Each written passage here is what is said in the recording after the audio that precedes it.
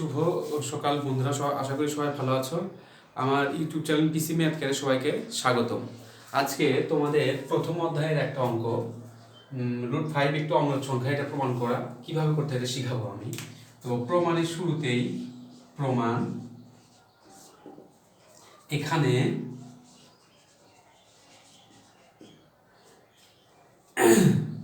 Two এর উপর square is equal to 4, 3 এর উপর স্কোয়ার ইজ ইকুয়াল টু 9 এবং √5 এর উপর স্কোয়ার ইজ ইকুয়াল টু কত হবে 5।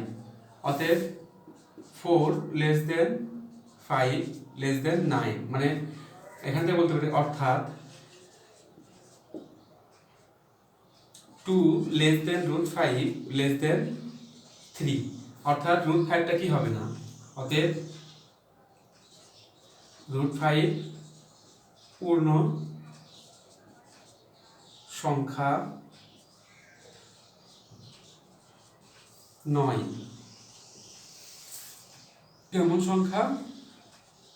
ভগ্নাংশ সংখ্যা। পূর্ণ সংখ্যা নয়, ভগ্নাংশ সংখ্যা। ধরি √5 মূলদ সংখ্যা। √5 কি ধরনের সংখ্যা? মূলদ সংখ্যা। আমরা জানি √5 যদি মূলদ সংখ্যা হয়, আর মূলদ সংখ্যাগুলোকে p/q আকারে প্রকাশ করা যায়, √5 ইজ ইকুয়াল টু কি হবে? p/q, যেখানে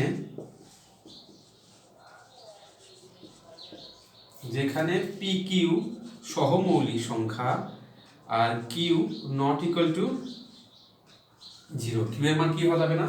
শূন্য হওয়া যাবে না।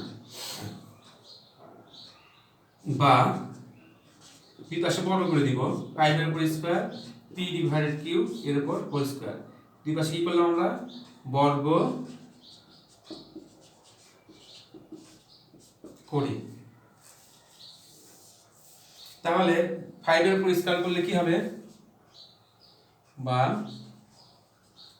5 এর উপর স্কয়ার করলে √5 এর উপর স্কয়ার করলে হবে 5, p এর উপর স্কয়ার করলে p স্কয়ার, q এর উপর স্কয়ার করলে q স্কয়ার। তাহলে যদি আমরা দুই পাশে q দিয়ে গুণ করি, 5q p square q divided q square, কি করলাম? q দ্বারা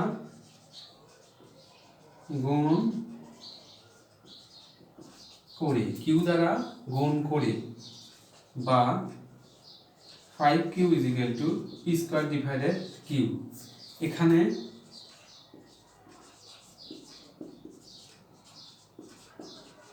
স্পষ্ট যে 5q কি সংখ্যা? পূর্ণ সংখ্যা। 5 এর সঙ্গে যদি q গুণ করা হয় তাহলে এটা হবে কি? পূর্ণ সংখ্যা। অপরদিকে p স্কয়ার ডিভাইডেড q কি সংখ্যা? ভগ্নাংশ সংখ্যা। তো আমরা জানি পূর্ণ সংখ্যা ভগ্নাংশ সংখ্যা কখনো সমান হতে পারে না। অতএব 5q p square divided q আকারের সংখ্যা হতে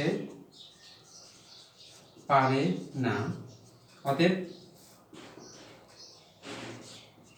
√5 p/q আকারের সংখ্যা হতে পারে না।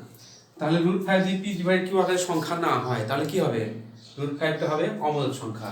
অতএব √5 অমূলদ সংখ্যা। তাহলে বন্ধুরা, আজকে তোমাদের দেখালাম √5 অম্লজ সংখ্যা কিভাবে করতে হয়। শুধুমাত্র √5 না, √5 এর জায়গায় তোমরা যদি চেঞ্জ করে দাও, যে 7, তারপরে 6, 3, আবার যদি কেউ বলো 4 কিন্তু মূলদ সংখ্যা হয়ে যাবে। কিভাবে? 4 মানে কি? 2 এর উপর স্কয়ার, পূর্ণবর্গ একটা সংখ্যা, তার উপর রুট, তাহলে 2 আর স্কয়ার 2, তাহলে এটা কি? পূর্ণ সংখ্যা, মানে মূলদ সংখ্যা। তো আসলে আমরা যে অঙ্কটা শিখালাম, এই অঙ্কটা দিয়ে তোমরা অন্য সংখ্যাগুলোকে চেষ্টা করবে সবাই। তো আশা করি ভালো থাকবে সবাই এবং অঙ্কটা সবাই প্র্যাকটিস করবে। আজকের মতো এ পর্যন্তই। ধন্যবাদ সবাইকে। Good bye.